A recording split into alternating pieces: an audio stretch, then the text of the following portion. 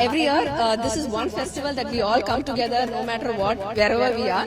We come together and we celebrate this festival so well. And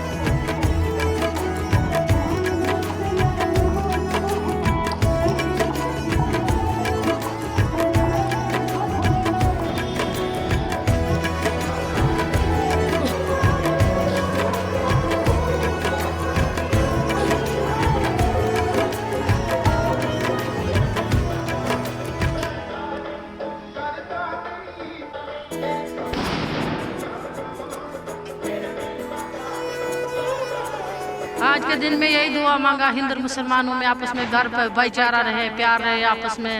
Diwali के दिन हम दिया पटाखे फोड़ते हैं और दिया बन जलाते हैं, खाना बनाते हैं अच्छा और एक दूसरे को बांटते हैं, प्यार मोहब्बत आपस में प्यार करके बैठते हैं।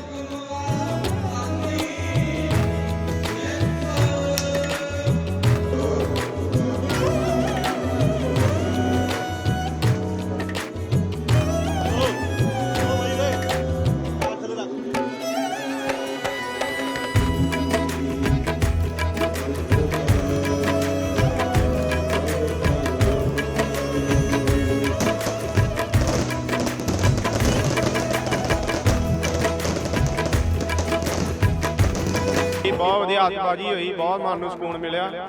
महाराज सारिਆਂ ਨੂੰ ਲੈ ਕੇ ਆਵੇ ਜਿਹੜੇ नहीं आउण लायक हैगे, बल्कि गुरु महाराज उन्हां नूं लाइव ते विखाउण दा आग्या बख्शो।